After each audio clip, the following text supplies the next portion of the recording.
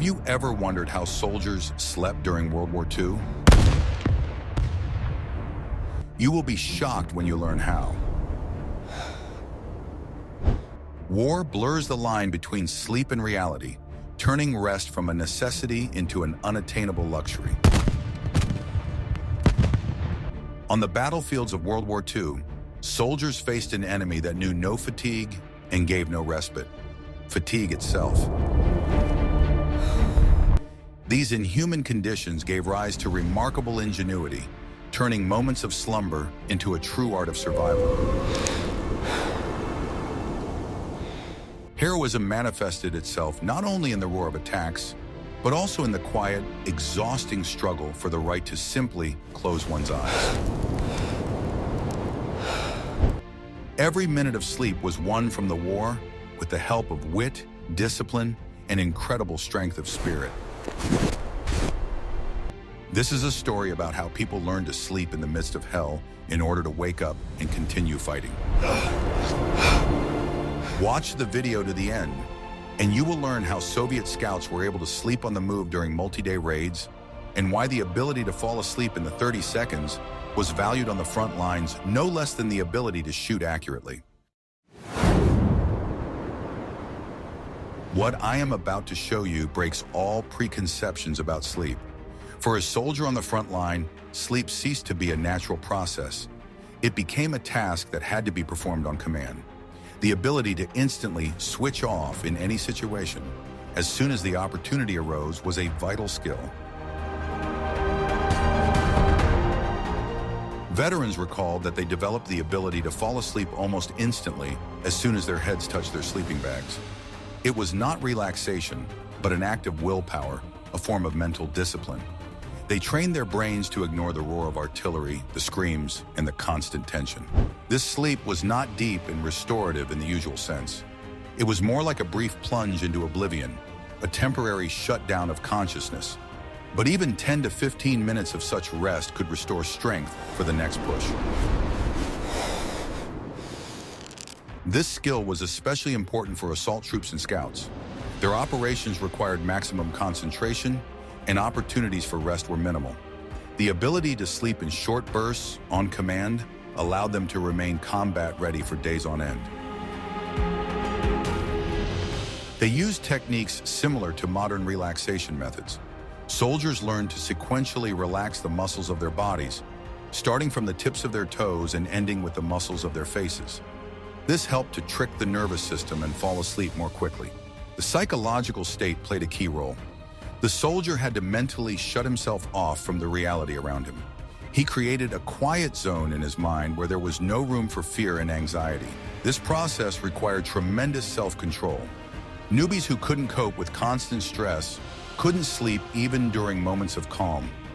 Experience and toughness turned sleep from a weakness into another tool for survival. Soldiers understood that their bodies were their last line of defense. If they failed due to fatigue, even the most modern weapons would be useless. Therefore, taking care of sleep, even if it was strange, was part of their daily work. Such forced sleep was not just a trick, but a necessity. It allowed the human body to function at its maximum capacity. It was a quiet victory over the chaos of war. I'm really interested to hear your thoughts. Do you think controlling your body and mind like this is a special kind of heroism? Let me know in the comments. Want to know the secret that allowed soldiers to trust their lives to a stranger? The most common and organized way to sleep on the front lines was to take turns sleeping. This method was the key to the safety of any unit in direct contact with the enemy. The system was simple and logical. While one group of soldiers rested, another stood guard, watching the enemy and protecting the perimeter. This allowed them to maintain constant combat readiness 24 hours a day. In the trenches or dugouts, the soldiers were divided into shifts. These were usually 2 or 4-hour shifts. During this time, the resting shift had to not only sleep, but also clean their weapons, eat, and tidy themselves up. This schedule completely disrupted the natural cycle of sleep and wakefulness. Soldiers slept in fits and starts, day and night when it was their turn. The body was forced to adapt to this erratic rhythm. The effectiveness of this system depended entirely on trust. When falling asleep, a soldier had to be absolutely sure that his comrade on duty would not fall asleep or be negligent. Any mistake by the sentry could cost the entire unit its life. This gave rise to a special form of military camaraderie. People who might never have met in civilian life became the closest of friends in the trenches. They literally trusted each other with their lives every night. The best possible conditions were created for those resting. They were given the driest and safest corners of the dugout. There was an unspoken rule: do not make noise or disturb your sleeping comrades. The change of post took place quietly and quickly. The soldier who was awakened had to instantly come to his senses, receive instructions from his replacement, and take his place. There was no time to get used to it. Such sleep, interrupted by duty, did not provide adequate rest. It only allowed them to relieve extreme fatigue and keep their bodies functioning. But in wartime, that was already a lot. In the next chapter, you will learn about an even more amazing way to cheat fatigue, which required neither a dugout nor a partner. Are you ready to find out how soldiers learn to sleep standing up, like horses? Soldiers discovered a secret that people pay thousands for, free of charge. The ability to sleep standing up seems incredible, but for soldiers in World War II, it was a harsh reality. In conditions where it was impossible to even sit down, this skill became invaluable. This method was especially common during long marches or when in crowded trenches. Soldiers learned to find a foothold and switch off for a few minutes. It was the highest form of adaptation to inhuman conditions. Most often, the wall of the trench was used for support. The soldier leaned against it with his back and shoulders, bending his knees slightly to find a stable position. The rifle, which was held in his hands or placed nearby, served as an additional point of support. Some managed to sleep by simply leaning their backs against their comrades' backs. This created mutual support and allowed both fighters to relax a little. This position also helped to keep warm in cold weather. The key to such sleep was the ability to relax the muscles without losing balance. This required long training. At first, soldiers often fell, but over time their bodies got used to this strange state of rest. It was not sleep, but rather a short nap or trance. The brain was only partially shut down, maintaining control over the body's position. Any sudden noise or jolt instantly brought the soldier back to reality. This method of rest was common to all armies. German soldiers in the snow-covered trenches near Stalingrad and American Marines in the mud of the Pacific Islands alike mastered this art. Necessity gave rise to the same solutions. Experienced fighters could doze off even during short stops on the march. As soon as the command halt was given, they instantly found support and fell into a short oblivion. This allowed them to save precious strength. Such sleep was a necessary measure, evidence of extreme exhaustion. It did not fully restore strength, but it gave the body the minimum respite it needed. It allowed them to take a few more steps, to hold out for a few more hours. This amazing ability of the human body to adapt to the most incredible conditions is a striking example of soldierly endurance. They learned to rest where it seemed physically impossible. Are you ready for the shocking truth about soldiers' helmets? Soldiers' lives were devoid of comfort, and every item had multiple functions. A steel helmet, designed to protect the head, became the only luxury item available at night: a pillow. Of course, sleeping on a metal helmet was uncomfortable. Its hard, cold surface was nothing like the softness of a pillow at home. But in the trenches, it was better than sleeping with your head on wet ground or rocks. Soldiers tried to soften their makeshift beds in any way they could. They put a cap under their helmets, rolled up a piece of their greatcoats, or simply stuffed them with dry grass or leaves. Any little thing could make sleep a little more comfortable. Using a helmet as a pillow also made practical sense. The helmet was always at hand, and in case of a sudden alarm or shelling, it could be put on instantly. This foresight saved more than one life. In some armies, such as the American Army, the internal structure of the helmet with a chin strap created a small space between the metal and the head. This made it slightly more comfortable to use as a pillow, but comfort was still very relative. The body position during such sleep was far from ideal. Soldiers slept on their sides with the helmet under their cheeks or on their backs with it under their necks. In the morning, their whole bodies ached, but a few hours of intermittent sleep were more important. Sometimes helmets were used for other everyday needs. They could be used for washing, shaving, or even cooking food over a fire, although this was strictly forbidden. At night, however, they invariably returned to their main peaceful function, that of a pillow. This simple detail of everyday life vividly illustrates the harshness of trench life. What was created to protect against death became a tool for brief oblivion in sleep. The boundaries between war and peace were blurred even in such small things. Soldiers of all countries shared this common fate. Both Soviet soldiers in dugouts and British Tommies in trenches used their helmets to sleep. It was a universal reality of trench warfare. But what if there was no opportunity to lie down with a helmet under your head? In the next chapter, you will learn how soldiers turned mud and debris into something resembling a bed.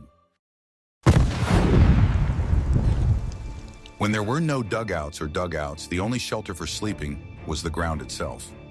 Soldiers became real architects, creating sleeping places for themselves from whatever was at hand. The main task was to protect themselves from the cold, damp, and wind. The simplest shelter was a foxhole, a small depression in the ground, large enough for one person. It was dug with a sap or shovel on the slope of a ravine or simply on flat ground. Such a hole provided at least some protection from the wind and shrapnel. The bottom of the depression was lined with something that could insulate it from the cold and damp ground. Fir branches, dry grass, leaves, or even empty bags were used. Any layer of air helped to preserve precious body heat. Such a nest was often covered with a raincoat tent. Its edges were pressed down with stones or earth, creating a semblance of a roof. This protected against rain and snow, making sleeping in a trench under the open sky a little more bearable. Soldiers used any dip in the terrain to sleep. A shell crater could become a ready-made shelter for several people. Its slopes protected from the wind, and a relatively dry place to lie down could be set up at the bottom. In urban combat, the ruins of buildings became sleeping quarters. Soldiers slept in basements, stairwells, and staircases. The main thing was to find a place that was protected from direct fire and drafts. Any available rubbish was used for warmth. Old newspapers, cardboard, scraps of fabric, everything was used. Soldiers stuffed their clothes with this improvised insulation and covered their sleeping places with it. A greatcoat was considered the best bed. You could wrap yourself in it, creating a cocoon of warm air around you. Soldiers often slept in pairs or threes, covered by a single greatcoat or raincoat to keep each other warm. These simple and primitive methods were the result of bitter experience. Soldiers quickly realized that sleeping on the bare ground in wet clothes was a direct path to illness. Therefore, no less attention was paid to creating a sleeping place than to equipping a firing position. Each such nest was a small fortress built to combat the soldiers' main enemies, cold and fatigue.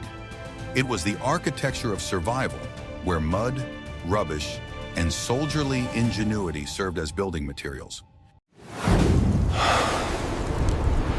What if I told you that soldiers learned to control their brains while sleeping?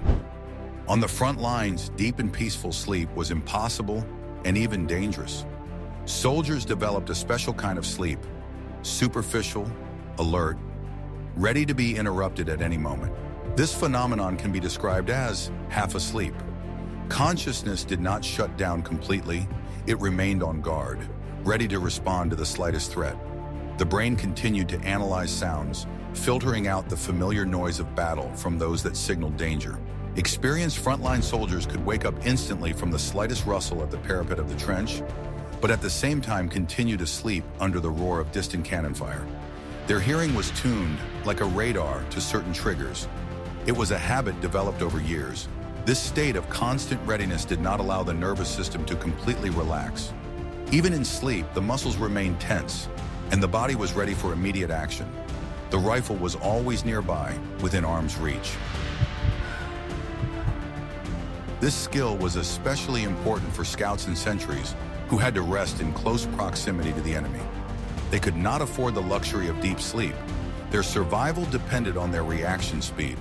This kind of sleep did not provide a feeling of complete rest. Upon waking, soldiers often felt exhausted and sleep-deprived, but that was the price they had to pay for the opportunity to wake up at all. Do you think it is possible to get a good night's sleep in such conditions? But sleep was not the only problem.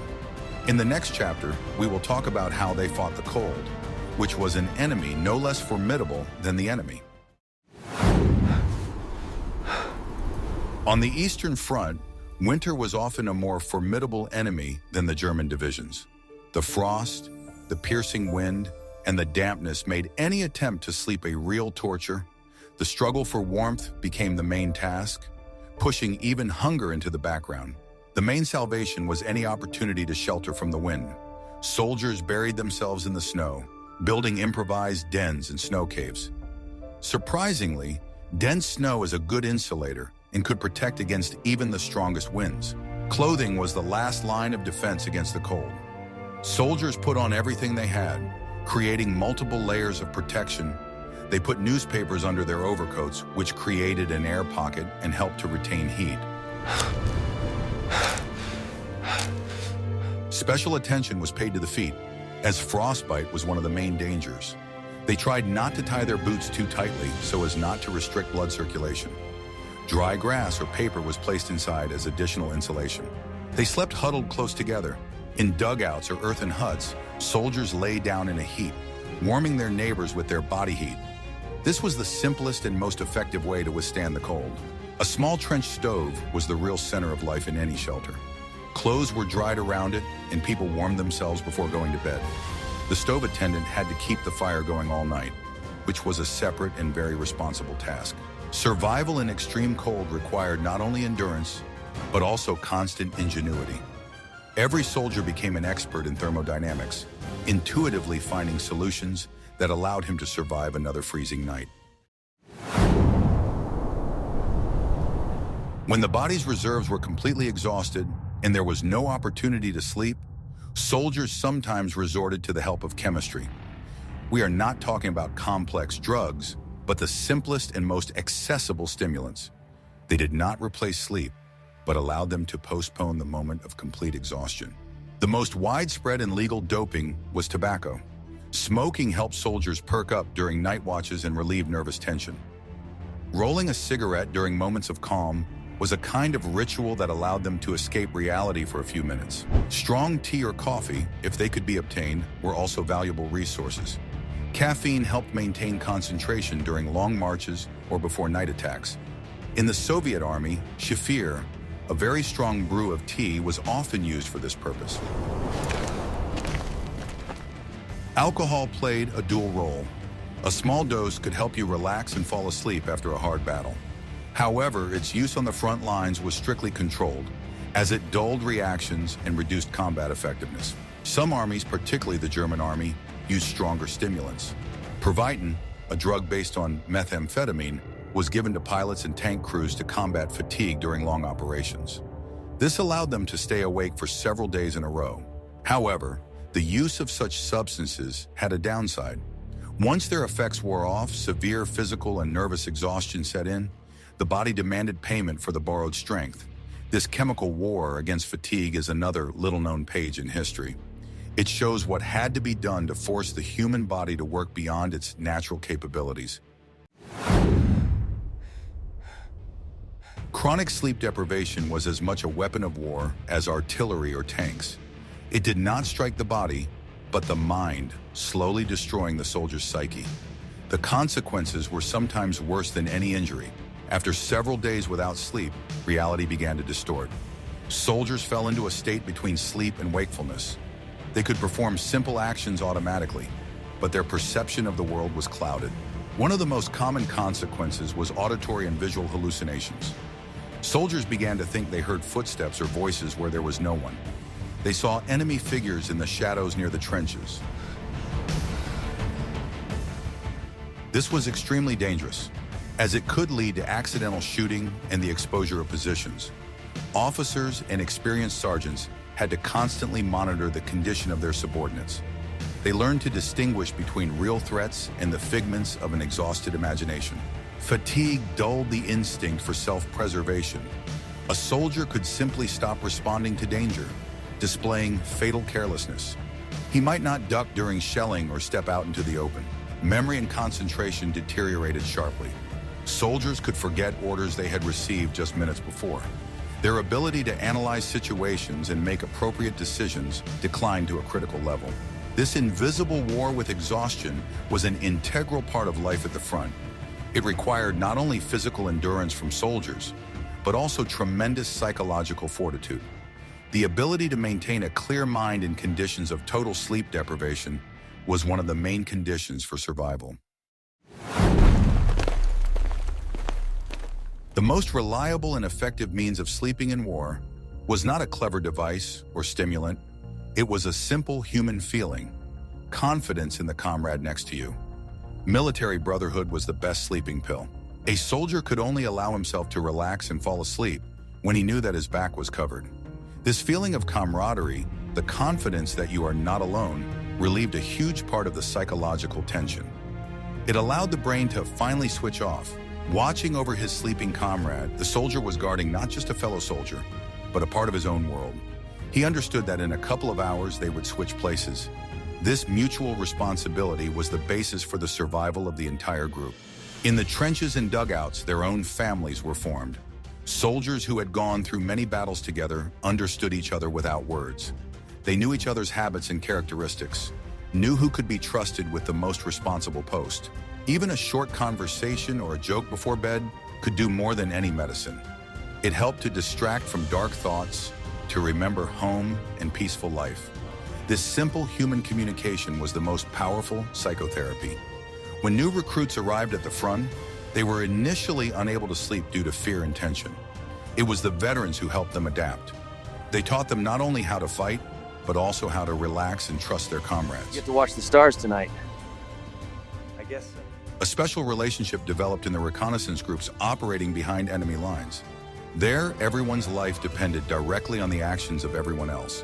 Sleep in such conditions was only possible with absolute 100% trust. This brotherhood knew no national differences.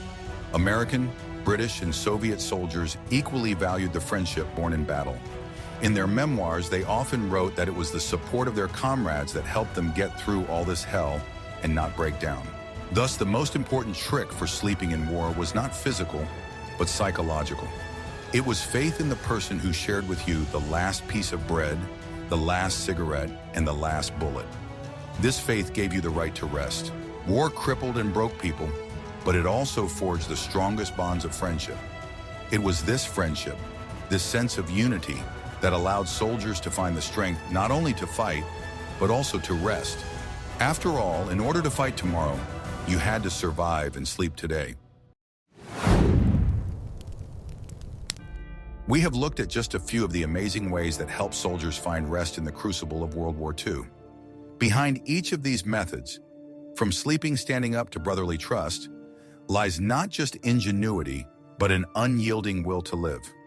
These stories show that the human spirit is capable of adapting to any conditions, even the most unimaginable ones. War is a tragedy, but it also sometimes reveals the best qualities of human beings: mutual aid, ingenuity, and incredible resilience. The experiences of soldiers of that time are a harsh lesson in how important it is to appreciate peace and simple things, such as a quiet night and a soft bed, which seemed like real treasures in the trenches. Please suggest topics for future videos that you would like to see on our channel in the comments. What aspect of military life or military history interests you the most? And don't forget to subscribe so you don't miss new episodes.